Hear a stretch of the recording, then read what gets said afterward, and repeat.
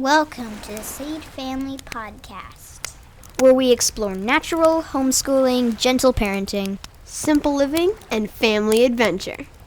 I'm Rachel Rainbolt, the Sage Parenting Coach, coming to you from the Pacific Northwest, where I live wild and free in connection with my 3 wildlings and the Papa Bear in our fixer-upper on the beach. This is episode 63, and today I'm here with Dr. Tamara Soles talking about assessments. Tamara is a psychologist, parent coach, and mom of twins living in Montreal, Canada.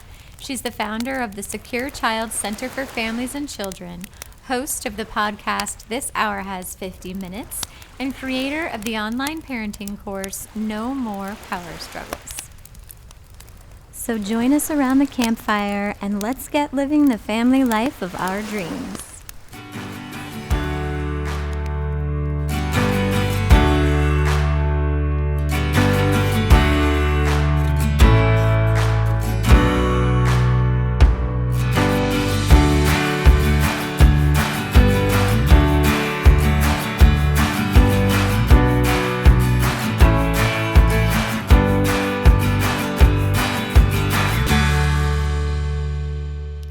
Adventure of the week was a hack school event. We went on a 6.1 mile bike ride up and down some very steep hills with a gaggle of our friends, and it was great fun. The sun was shining, my heart was pumping, and our children were giggling, which is a lovely outcome. When you type things like bike path or hiking trail near me and just show up with some friends in an adventurous spirit, you always have a good time. If you want to create your own homeschool adventure club, the Hack School Leadership course can show you how at sagefamily.com/hackschool-leadership. If you want to see photos and videos of this adventure, then head on over to sage.family on Instagram and follow along.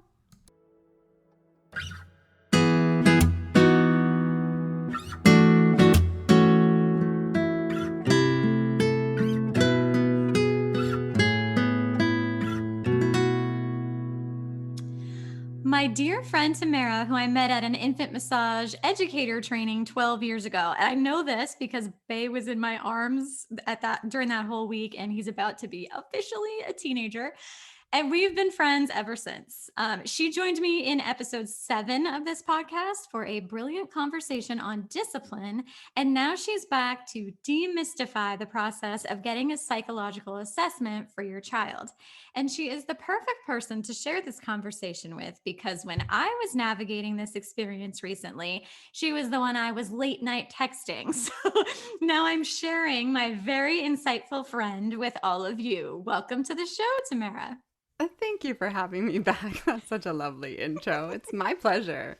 Will you please introduce yourself and share a bit about who you are and what you're passionate about? Of course. So I'm Tamara Soles, and I'm a mom of twin 7.5-year-olds. Always an important half in there. And I am a child psychologist and parent coach. And I live in Montreal with my family and have a private practice here where I do parent coaching, therapy, and assessment, which we'll talk more about today. Yes, we will. Okay, let's start with neurodiversity. Episode 19 of this podcast with Debbie Reber was all about the topic of neurodiversity. So if you haven't yet listened to that episode, I'm going to invite you to go back and give it a listen. But let's begin this conversation by explaining this neurodiversity lens that we both hold. What is neurodiversity, Tamara? At its core, neurodiversity is really just describing the phenomenon that there are all different types of brains in the world, that people are wired differently and they move through the world in different ways. But the more specific neurodiversity movement is one that recognizes the strengths inherent in neurodiversity. And it doesn't expect a neurodivergent individual to have to bend to a society that was created for a so-called neurotypical world. So, for example, someone with a diagnosis of an autism spectrum condition, so an autistic individual would be considered to be neurodivergent, and the differences in their communication, for example, are just that. They're differences in communication. But when we are not looking through that neurodiversity lens, the differences tend to be characterized as Deficiencies. Deficiencies, exactly. That's exactly right. Yeah. And I know we're here talking about assessment, but I just feel like this is an essential place to start, like to kind of frame this conversation. And hopefully you can, we'll probably like remind you again throughout the conversation that this is the way that I hold space for all my clients. This is the way I move through the world. This is the way I parent my children through this lens. So it might seem like a small semantic thing or a small conceptual thing, but it's actually a really, really big deal. Like if I have people in my family with ADHD or dyslexia, and I'm not approaching that as something that's broken within them and needs to be drilled and skilled out of them.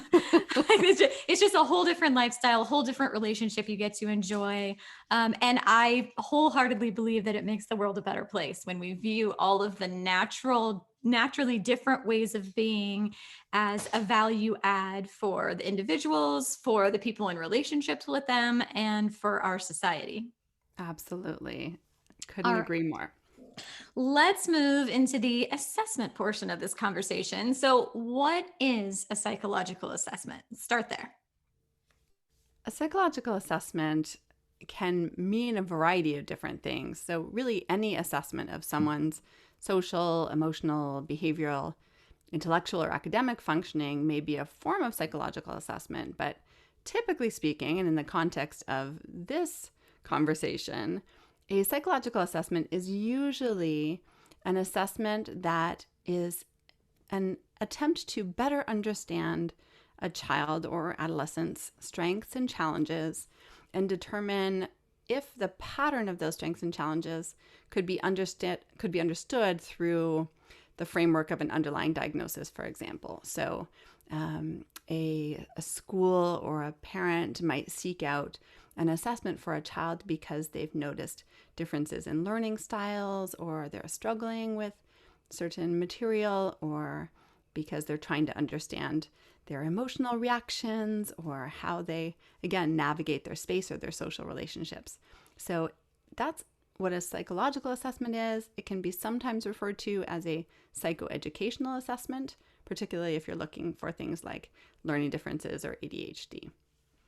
Yeah, my next question was going to be, when is it helpful to pursue psychological assessment? But I know you already covered that a little bit. I like better understanding, to connect with resources and community, and to get accommodations. Those are sort of like the three things that when I'm working with families, and like if I refer them out for an assessment, that's why. It's because I feel like something about having the language to better understand your child's way of being and their needs, sometimes that can be really helpful. Just connecting with resources and community, sometimes just being able to be in connection with other families who are experiencing the same types of challenges can be really helpful and empowering. Yes.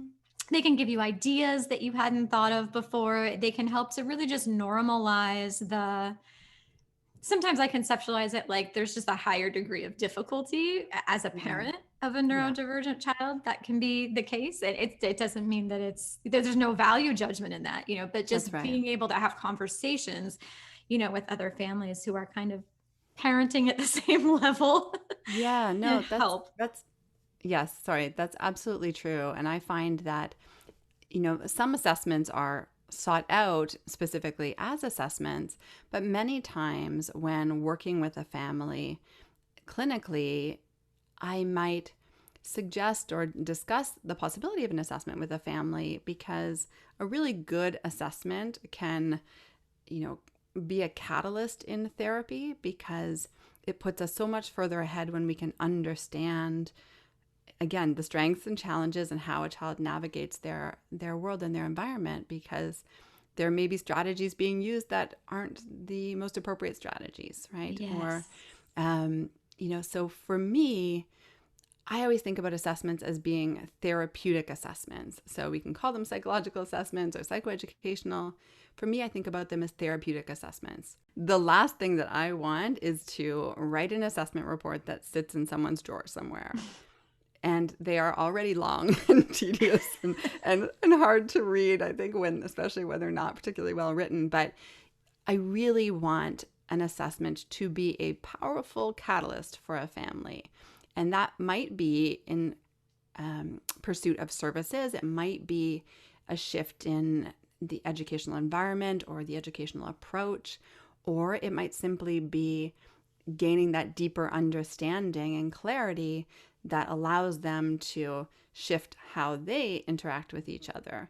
But ultimately, it should be a therapeutic process for a family.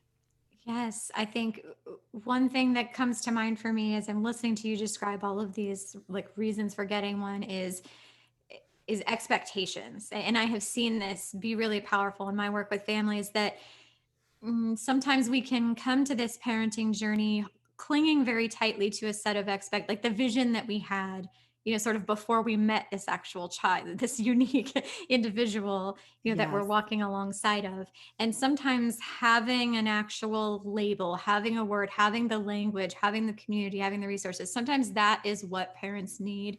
And not just parents, but other people in the child's life. Sometimes that word or that language can help us to finally break out of those neurotypical expectations, which can really free everybody up to get more creative and personal and to build a relationship and a life and supports that are actually about meeting the needs of this child and not about what a child, quote, should or shouldn't be Yes. doing at any particular age or stage. Yes. And I find that for many of the families that come in for an assessment, they're still not familiar with the concept of neurodiversity, even though it is certainly gaining more traction in the mainstream, but they're still not familiar with it. So I so value that opportunity because neurodiversity applies to a wide range of things. I mentioned autism, but it applies to many, many things. And so I value that opportunity to have that discussion with a parent about what that means and how you can interact differently. And one of the other significant reasons I think for pursuing an assessment is when a child is struggling and you see that they are owning those struggles in a way that is not helpful, meaning they're attributing their challenges to their own failures or their own, it's because they're not good enough or because they're not smart enough or because they can't, control their behavior. And they start to really demonstrate the impact of that, in their day-to-day lives. And for me, that's a really strong signal that an assessment could be helpful because what a gift to be able to say to a child, this is why you're struggling. You are not lazy. You are not a failure. You're not all of these things that in some cases, these children have actually heard from others, to be able to say, this is why your brain works this way. And oftentimes, in fact, the majority of the times, our solution to that is shifting things in the environment, not changing anything about the child. Yes. Yeah, I would, from my perspective, that's like 100% of the work. Cause like we can't change who our inherent way of being, the wiring of our brains. Like we can't change that. So what we can do is we can change the context in which the child exists in. And we can even like tools and strategies and like things that, adding like a meditation app to the child's morning routine or, whatever the things are. I view all of those as sort of like the context around the individual as opposed to trying to change a human being, which you can't do. Which you can't do. That's exactly right. And, there are times when I get referrals for particularly young children, and I'll say, 3 to 7, let's say. And there are times when I will say that it's maybe not the best time to do a full assessment, but what I would often do is say, let's just focus on what would the solutions in the environment be that we would put in place if whatever you're thinking may be possible is actually true. Let's start there, right? That's what I feel like that's what I feel like most parents should be doing the majority of the time. Like, so I Exactly. love that you brought that perspective, because I completely agree that, look, we have a lot of neurodiversity in our family, and it wasn't until my oldest was 15 that we actually went in and saw an official psychological assessment. And before that, it was all just, so if this were true, or if that were true, like what strategies would we try, and what, Yes. and that just that journey of getting to know yourself and how you fit into the world. I feel like that's really the focus. And sometimes if we're stuck, like we need to access a service that's not available to us, or Exactly. like grandma won't let this issue go. Like, sometimes that diagnosis can be helpful, but not always, especially with Yeah. much younger kids. That's right. That's exactly it. And I will often say to the family, like, what would you do differently if I gave you this diagnosis right now versus it. if we just use these tools? And the answer is generally nothing. Yeah. There, as you said, there may be sometimes that it is valuable to have that diagnosis early on, and sometimes it's even necessary. So, if a child is in a traditional educational environment in a school, they may need that diagnosis to access an individualized education plan, an IEP, or, in the case where I live, for example, in Quebec, certain diagnoses enable families to receive a tax credit that can help pay for consultations or services. And Australia too. Yes. I have families who do coaching with me under that Yes. program, which I'm very envious of. But it sounds Exactly. amazing. Yeah. So in those cases, it may be helpful to have that diagnosis. But if it's not to sort of appease the gatekeepers, then it's more a question of functionally, what is this going to serve? And, and of course, I'm happy to do them when it makes sense to, but it doesn't always make sense to right out of the gate. Yeah. Okay. Engaging the services of a mental health practitioner is like inviting someone to join your team. And I take that very seriously. I have a high bar, Tamara. How can we find a good fit? What advice do you have for people? What should they look for? Oh, my heart is sinking a little bit as I answer this question, only because I know the state of things currently, and the sad state of affairs right now in so many places is that so many places are so overwhelmed that their only possible criterion is somebody available. And that's really unfortunate. To be in that position. Really, if you're doing this, you want to make sure that the energy, time, emotion, and money, financial resources that you're going to put into it are going to be, best utilized with a good fit. So when you have the possibility of choosing with whom you do an assessment, I would start by having a conversation with them on the phone, ask questions about their experience, particularly with your child's age group, because not every psychologist has, number one, been trained in assessment at all.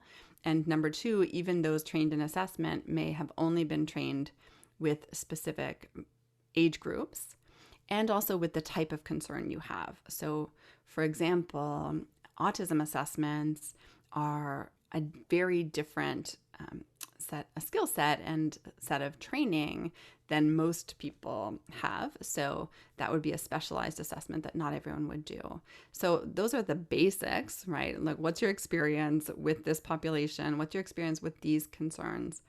And then another thing that I would ask is, what else would you be considering when doing this assessment? So in other words, if a parent calls saying, I want my child assessed for ADHD, I'm also going to look at their learning, and I'm going to look at their family situation. I'm going to look at any recent changes in their life. I'm going to look for possible trauma. I'm going to look at anxiety.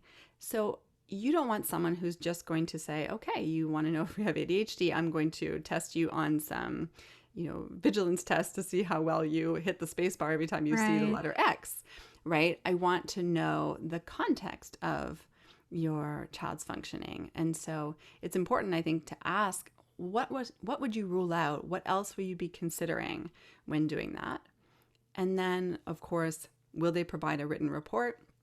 Will they provide recommendations? I would ask them what makes their assessments meaningful, meaning like what's going to make this again, coming back to that concept of a therapeutic assessment or a catalyst for something. What about this assessment process can help, me, my child, my family move forward in some way?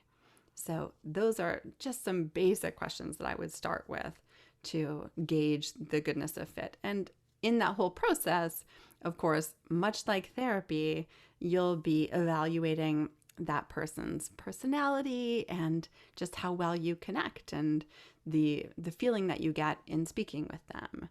I think people need to trust their gut when they speak to someone and they feel like they're understood, they're not rushed through these explanations, that they're validated, and the person is easy to connect with because you're going to be spending a lot of time with them potentially. Yeah. Oh, so many good questions for us to ask. And you mentioned trauma, and we're going to come back to that in the Q&A. So I love that you brought that up too. But Good. so my suggestions about, finding a good fit, like timing, like you said, oh my goodness, the wait list around Yes. here is like literally years long, like years plural. It's So awful. timing for sure is part of it. Insurance here in the US is a big part of it. Yes. You really have to figure out who's covered because psych assessments are not cheap. No. So if insurance pays for it, that's thousands. I don't know, you don't have to share exactly what you charge, but I know the range, can be somewhat broad, but like, what would you Yeah. say an average is? Like $1,500, I would $2,000? say, here I would say the average actually here is probably between 2,000 to 3,000 Yeah. now. So they are very costly, and that's why, as I said, it comes back to this should not be 25 pages in a drawer. If Yeah. you're going to invest 2,000, 3,000, although it shouldn't matter if you're investing 100, it doesn't matter. But ultimately, when you're investing that time and resource into it, you really need to know what you're getting out of it. So yes, cost for sure. And it may be important to ask specifically if their insurance covers assessment specifically as opposed to therapy, because some insurance programs will cover therapy but not assessment. And so that's important to just look at the language around how assessments are billed. Yeah. So our insurance covered it at 100%, but I got the actual codes, the billing codes that the psychologist would use, would be submitting, and verified that they would be covered at 100%. That's very smart. Yes. Yeah. Location is another thing to look for because these, for the most part, are done in person. Like even during the pandemic, a psych assessment, correct me if I'm wrong, but depending on what you're kind of screening for, your results are going to be really different if your kid's sitting in front of a screen as opposed to, sitting there with a person. Yes. No, there are definitely people who have done remote assessments, and there are some instances where remote assessment is not only helpful but necessary. So certainly people who live in remote areas, Right. Some of Canada's Indigenous population, it's, there's not a lot of psychologists there who can service them. So some of the assessments may be done remotely, but barring, logistical challenges, although I suppose the pandemic is a logistical challenge amongst other things, but yes, ideally they're done in person. I personally chose not to do any of them remotely because I do feel like it changes so much. But I do know there are people who are comfortable doing aspects of it depending on what the assessment task is. But yes, ideally in person. Yeah. And I'm a big fan of all things remote. Like we do therapy remote, like we do, my whole business is remote, like my whole coaching practice is remote. So obviously I believe in the power and the value of that, the advantages of that. But I definitely saw like through this psych assessment process when we went through it, that it really would not have been the same had it not been in person. And because of all the wait lists and stuff, I found someone who just like had a sudden availability, but they were like an hour and 20 minutes away. And we made that trip like Yes. several Yeah. times and just tried to load up the days so the days are really full so we didn't have to do it too many times, but it was Right. definitely worth the drive. So some other things to consider: specialty, like you mentioned, and then background. For my audience in particular, one of the things that I discussed in advance was that we are a gentle parenting and an unschooling family. So Yes. kind of like a lot, and maybe we'll talk about this later, but a lot of the testing was school-based, a Yes. lot of it. So I Mhm. needed the assessor to understand our educational approach in advance so they could kind of like evaluate the answers to some of these questions with that framework in mind, if that makes any Exactly. sense. Yes, it does. Yeah. Yeah, yes, that's definitely a question that I would ask up front, which is how do you handle, you know, families who are unschooling or homeschooling? Because as you said, a lot of the tests are very much geared towards kids in a physical classroom in a school environment. Yeah, And it's not lots as of the simple. questions Yeah, just did not apply. that's right. And it's not as simple as just, getting rid of those questions or asking the parent. It doesn't Yeah. quite translate that way. No, yeah, this is one of the things I was texting with Tamara about, was that, yeah, like there were like whole like questionnaires and things, and that were totally schooly based. And my kid's like, well, but I don't have a teacher. And she's like, well, your mom's your teacher, so fill it out based on your mom. But like the relationship you'd have with your teacher is nothing in a school is nothing like the relationship that you'd have with your mom at home. So Yeah. yeah, there were lots of things that we just, I had to keep that in mind as I'm digesting the results and all of that, and Yes. help my kids keep that in mind. And I felt like it was definitely worth doing, like laying some of that groundwork in advance so that the psychologist understood that she needs to keep that in mind when she writes up her actual assessment, that some of these numbers, Absolutely. they're just not exactly going to fit for us. Yeah, absolutely. All right, so let's talk about the how. Can you walk us through the process? What can we expect? Like, so say we found someone, we booked our appointment, we show up, what's going to happen? So typically, a psychologist would start with an intake interview. So, an interview, and it depends on the psychologist's personal philosophy and also the age of the child, whether the child is present for the intake or not. Without a doubt, when I am doing an assessment for an adolescent, they are present. But for a younger child, it depends. It depends on the psychologist's perspective, the parent's preference. But either way, we start with an intake interview. And that interview should be an opportunity to talk about your child's strengths, your child's challenges, what led you to seek out the assessment, and why at that particular time, and more of how their development has unfolded and how they interact with friends, with their family, and just their medical history. So that really is just setting the stage for sharing the day-to-day, what their typical day is like, how they learn, how that's structured, all of that. It's like an informal interview looking at all of those things. Now, some psychologists will also hand a parent and sometimes teen, depending, a whole lot of questionnaires to fill out at that time as well.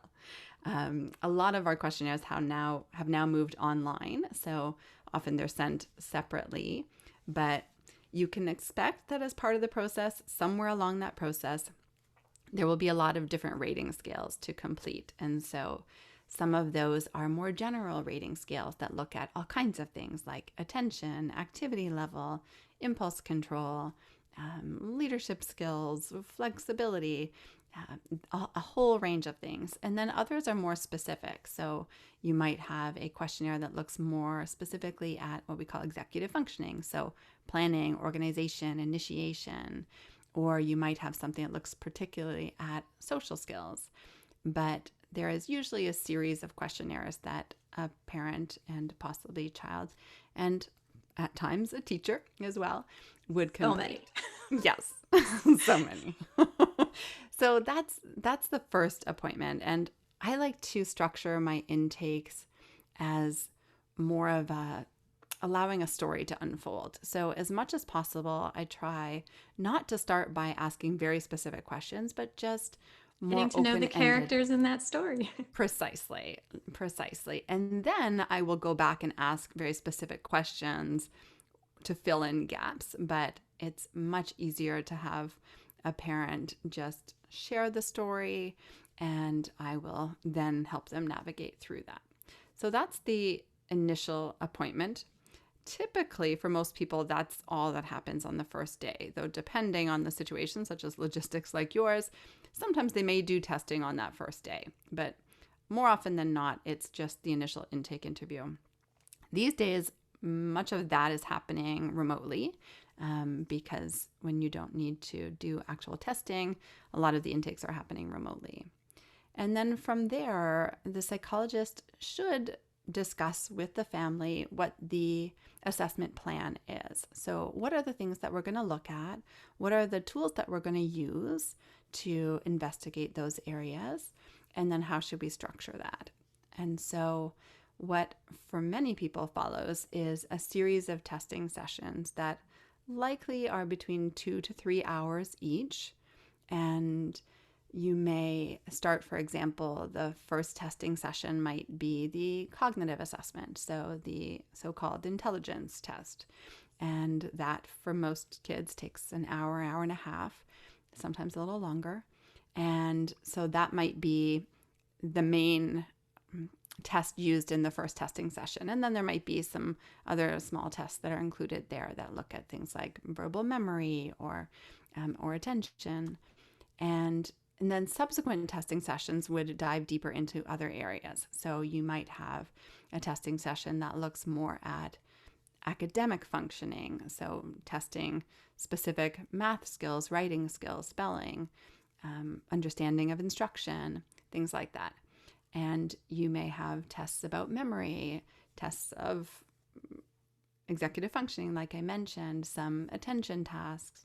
So at that point, the assessment plan really depends on what we're looking at.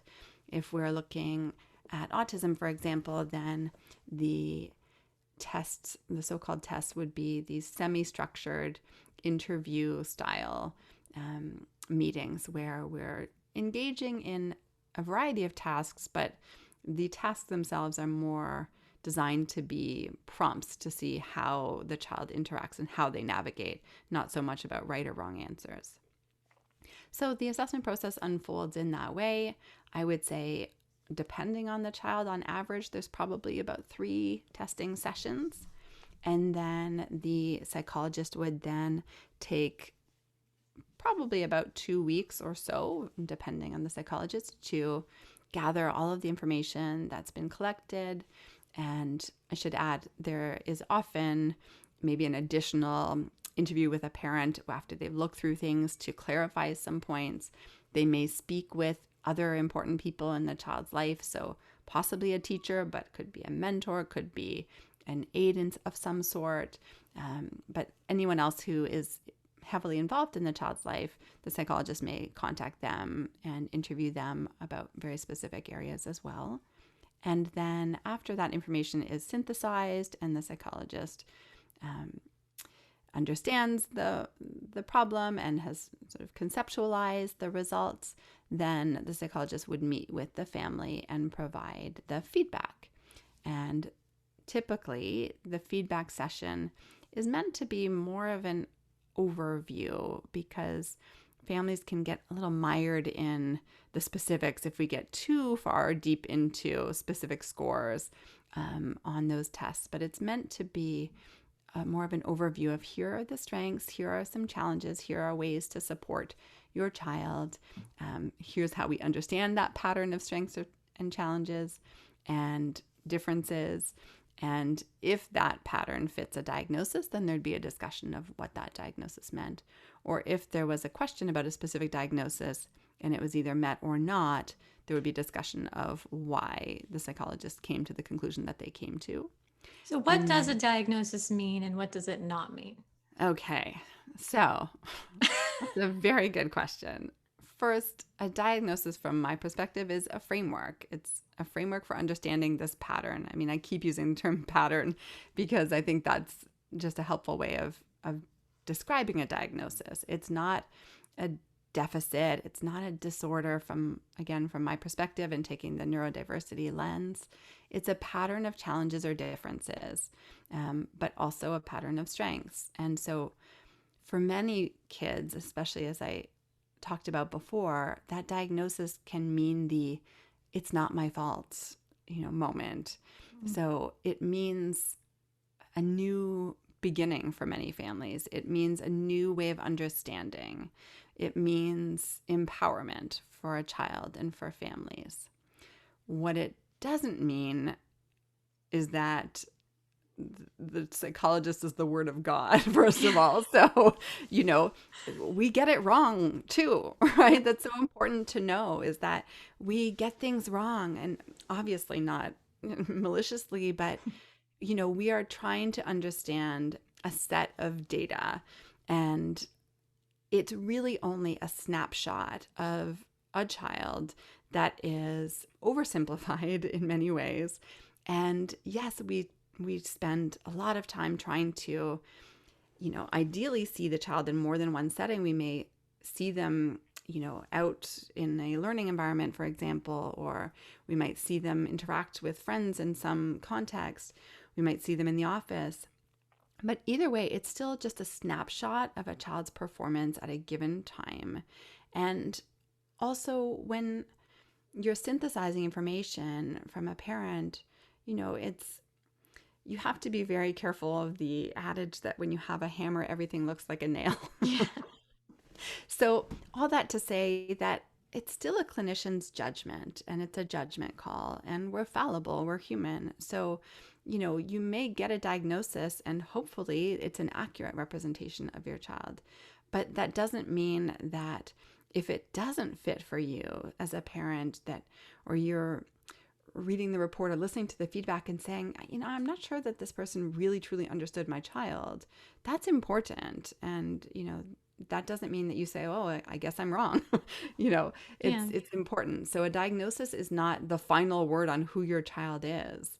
And it doesn't mean that things even have to change, but it is sort of an invitation for understanding your child in a certain way. And what you do with that invitation is entirely up to you. Yes, an invitation. I love that. I have been working with kids and families in the area of mental health basically forever.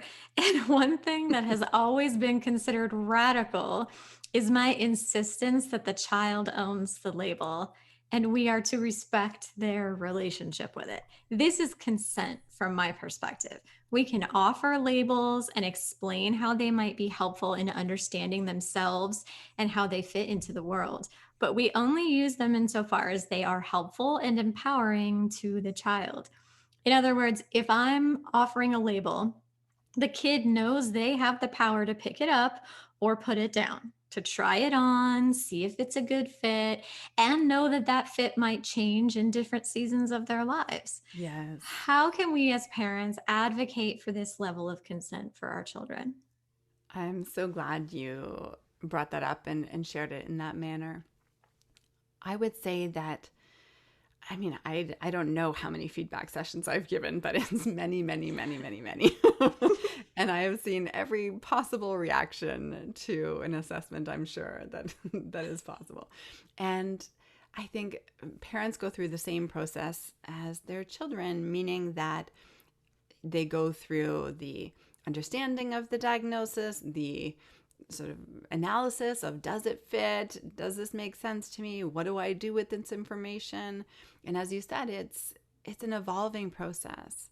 But I think by virtue of sharing with a parent that this diagnosis is just an invitation or an offer of a way of understanding them, also gives permission by extension for the child to do the same. But to really share that this is the child's journey. And I have often had conversations with parents about the fact that it may be important for your child to understand themselves in this way, because often a parent will say to me, I don't care about labels.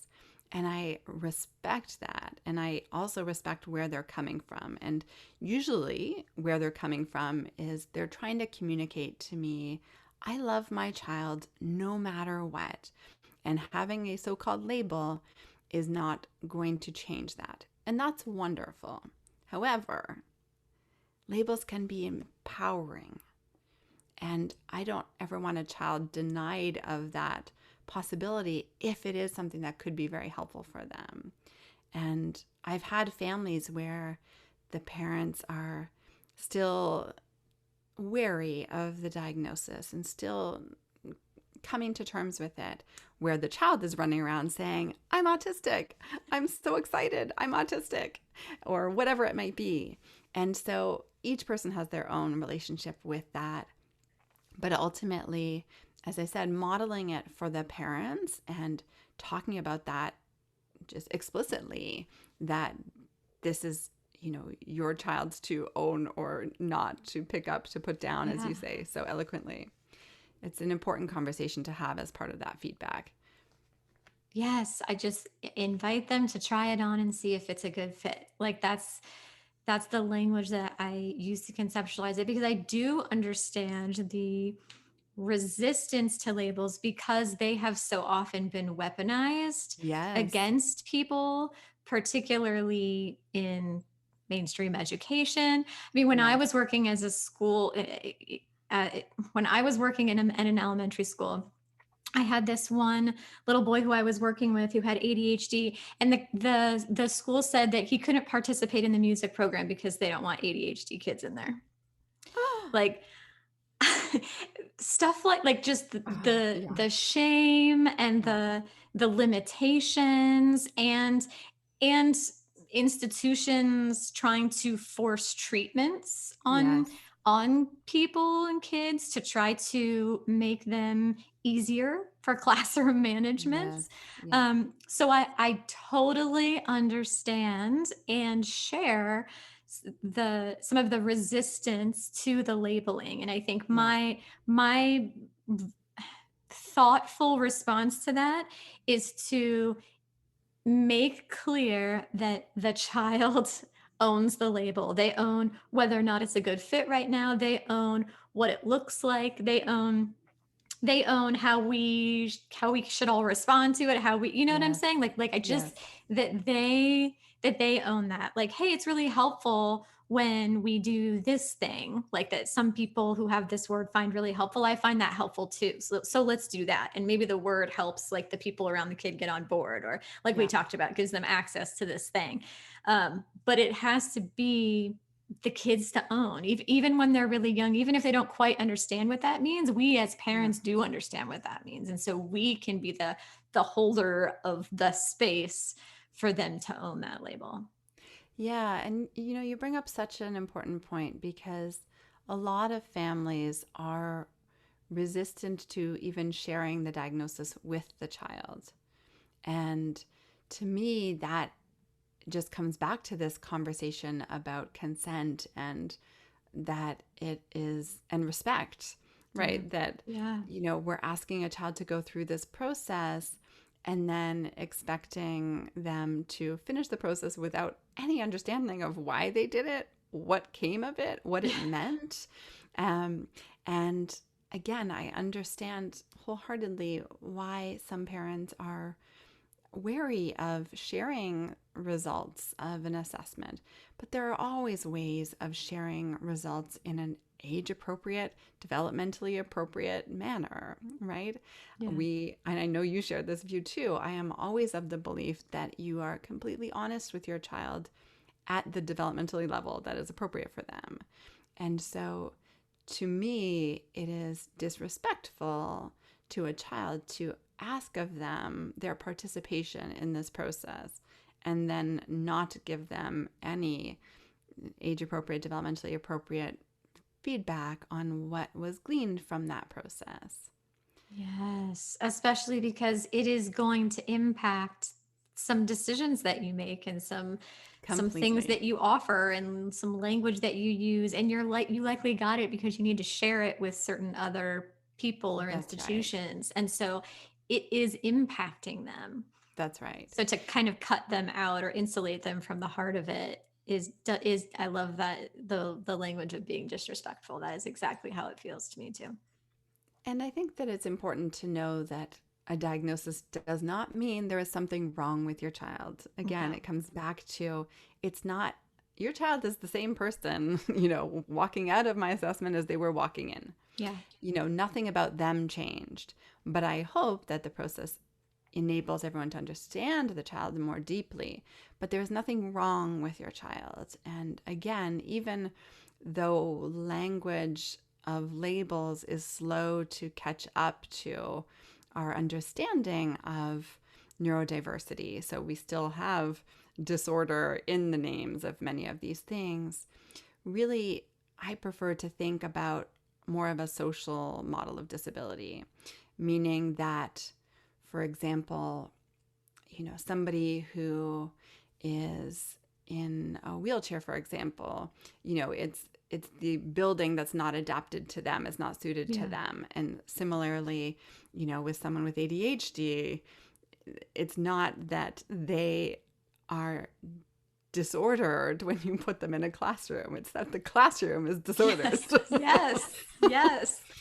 And so it's important to note that, there's nothing wrong with your child just because there's a diagnosis. And it is unfortunate that a lot of the names of these diagnoses do not reflect how many of us view neurodiversity. But also, hopefully, over time, as we embrace more of a neurodiversity paradigm, those labels will not be weaponized as much. And the fear of using them, which in many ways can perpetuate the stigma associated with these labels, will not be at issue as much anymore. I mean, that's what I'm hoping for. Yeah, no, I agree. And I think the work that we're doing within our families too, I know the kinds of parents and the kind of families who are listening. We are hopefully the kinds of families who are doing great work in making this cultural shift. Because when we offer labels like this to our kids, it's like they feel empowered by them, and there is no shame or stigma around. There is no shame or stigma. Why can I not say that word for them? and it does, we don't limit their world because of this language. Like it only just opens things up. Like it's this other point of connection you can have with another person, or it's, hey, this new pool of ideas, or this new like search term, right? If you're looking for, to help you be more successful in this thing that's really meaningful to you. And you can Google that word in there to try and help you come up with strategies like that. It's just helpful. It's not seen in a limiting way. To me, I view assessment as a privilege. We are diving so deeply into the lives of these families, and they have to be so vulnerable about their lives, their child, and even the notion for a parent of sitting in a waiting room for 2 hours knowing that your child is in there taking a test of which you know very little because they're protected tests. So parents don't know what's on these tests. They don't know what's being asked of them. They don't know how the assessor is interacting with their child. It's a lot to ask of a family to go through this process. And it's a challenging process in a lot of ways. So I view it as such a privilege to be able to engage in this process with families. And as I said, I want it to be a therapeutic process, and I want the outcome, whatever it means, whether there's a diagnosis or not, I want it to just be able to be an enlightening and empowering experience. And if that means that we have a bunch of kids, running around using their labels or using their, whatever terminology to describe how they learn or how they move through this world, that's fantastic, right? I would love it if we were as open about, these diagnostic labels as people in the business world are of embracing the Myers-Briggs 4 letters that are so meaningless and useless. Yes. I'd prefer one that was actually grounded in science. Oh my goodness. Yes. Yes, please. Well, when it was time to get the results of my kid's assessment, the psychologist wanted to give just us parents the results first. And my kid felt strongly that she wanted to be included in that conversation. So I asked the psychologist, what's your concern with her being in the room? And she was concerned about being able to speak freely and honestly about the results without diminishing the child's confidence. So I brought that concern to my team. We talked through like potential worst case scenarios and came up with the plan that the psychologist would email me the scoring for the intelligence assessment in advance, the measure she was most anxious about. So I would have some time to frame and interpret and process any significant findings with her before the session. And the psychologist agreed, and the plan worked out beautifully. And my kid really honored her seat in that room in the way she received the information. And I just wanted to add that example because so often, as like gentle parents or unschooling families, we get really well practiced at kind of pushing back against what like the authority figures tell, like the way they say it has to be.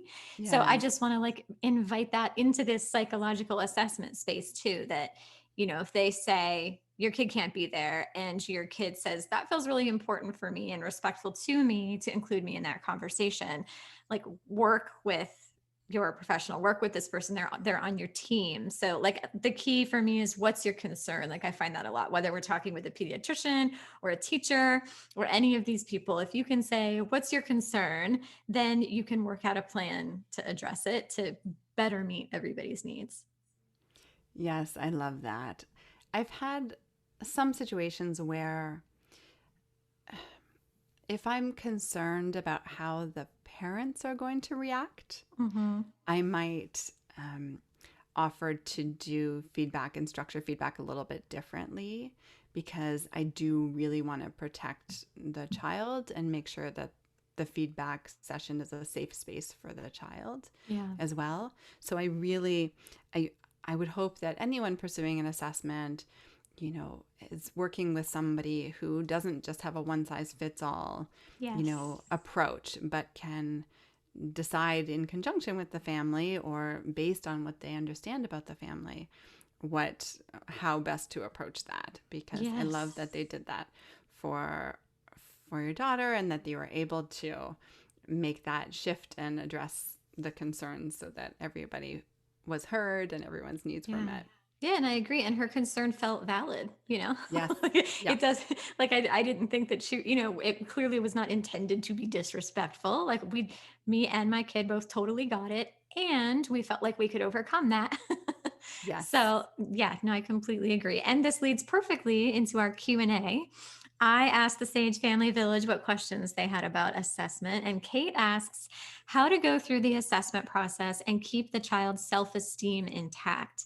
We had an initial appointment and it was focused on all the things the child couldn't do or the ways in which she was different, i.e. wrong. We have always taken a strength-based approach, so it felt like such a betrayal sitting there listing all her challenges and issues to a stranger. The child was in the room and could hear. I found myself playing down the challenges and counterbalancing them with the strengths because I was worried about how it would affect her. Yeah, that's so unfortunate because truly a good assessment requires an understanding of a child's strengths. It's not even just about not making a child feel uncomfortable in the room. It's important to understand a child's strengths, knowing where their strengths lie. Because these neurodiversities come with a set of strengths too. Exactly. That's exactly it. But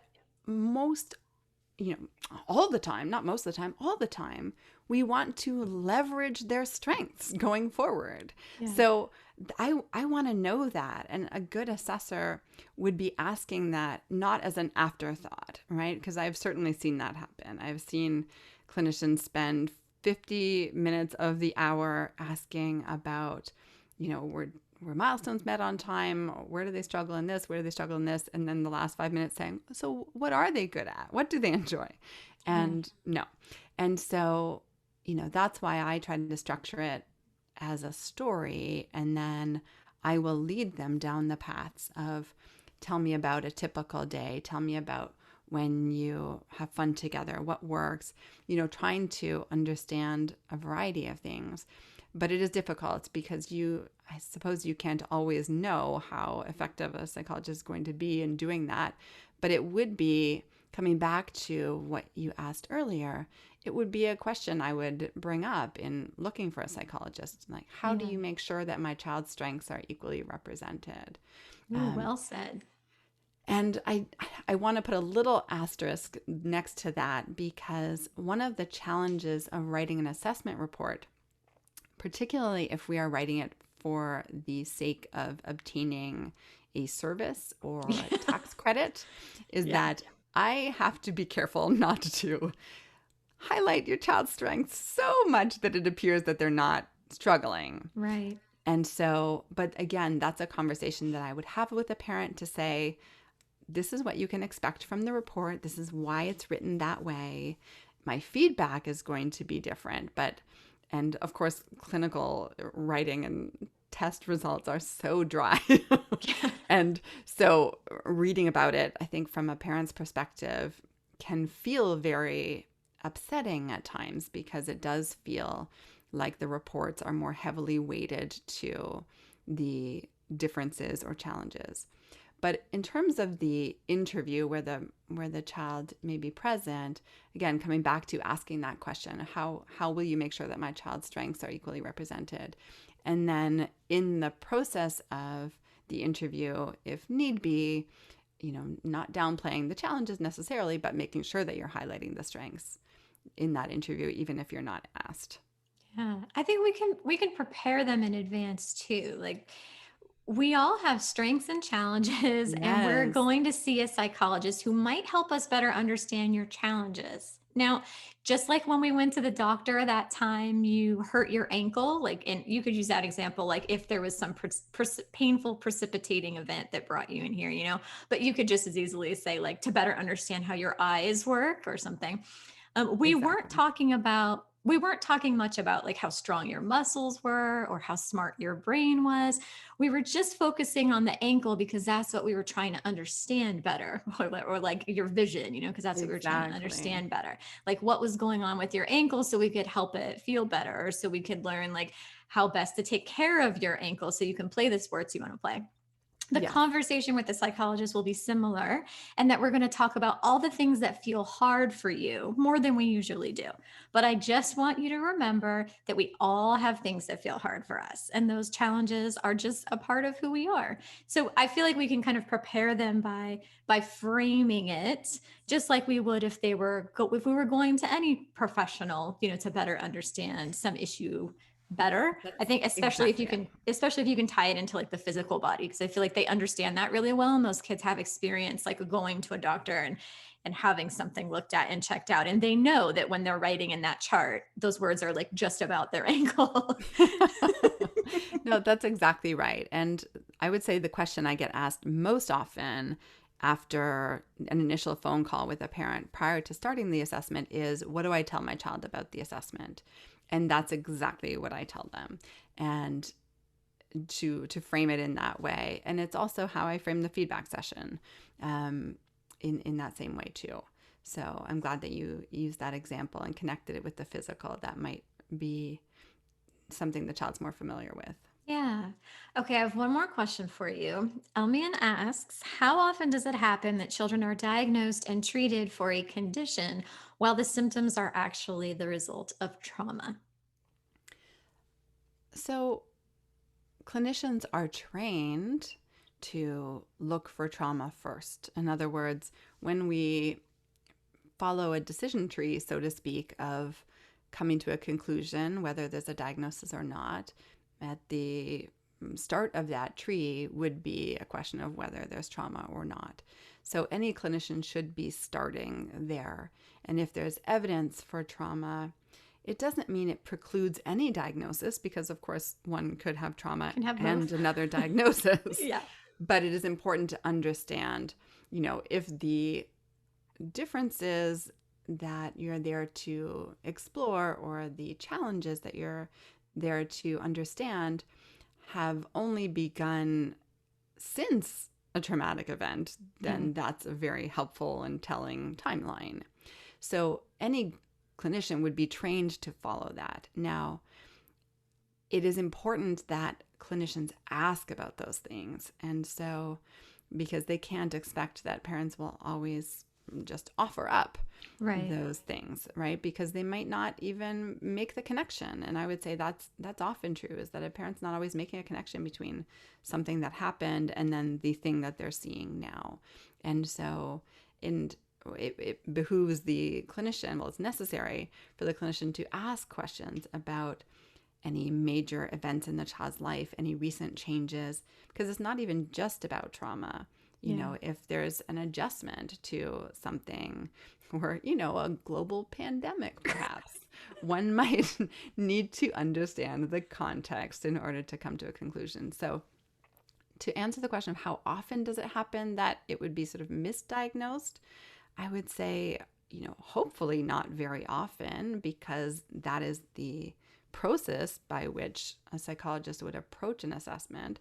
But of course, like any profession, there are varying degrees of diligence in one's profession. And if that question got missed, or if it, you know, if it didn't get discussed for some reason, or the psychologist wasn't aware of the trauma, then yes, trauma symptoms often look like a lot of things. For example, you know, I worked in, you know, parts of LA in which the environment made it necessary for children to be hypervigilant. Right. So, you know, that hypervigilance is not ADHD hypervigilance, it's necessary hypervigilance. Yeah. So context is always important. So I don't know how often it gets misdiagnosed specifically, but it is definitely something that all psychologists should have at the, you know, the base of their decision tree. Yeah. And that's something for like us as parents to keep in mind when we go into that introductory session, or when we go into that feedback. You know, we can bring it up in that introductory session, like if we feel like there's something relevant. For example, like for, you know, the first couple of years after my mom's death, like someone could have diagnosed me with all kinds of things, but it was me, you know, moving through grief. Like, so that would be really relevant for someone to know. And then in terms of the feedback too, because like you said, things like racism, like can, you know, there can be a lot of overlap. Okay, so let's move into our deep dive. The show notes can be found at sagefamily.com/podcast63, where you can also subscribe and get future show notes sent right to your inbox. So what are your favorite resources for people to dive deeper into this topic, Tamara? Oh, that's a good question. So one of my favorite books is by Barry Prezant called Uniquely Human.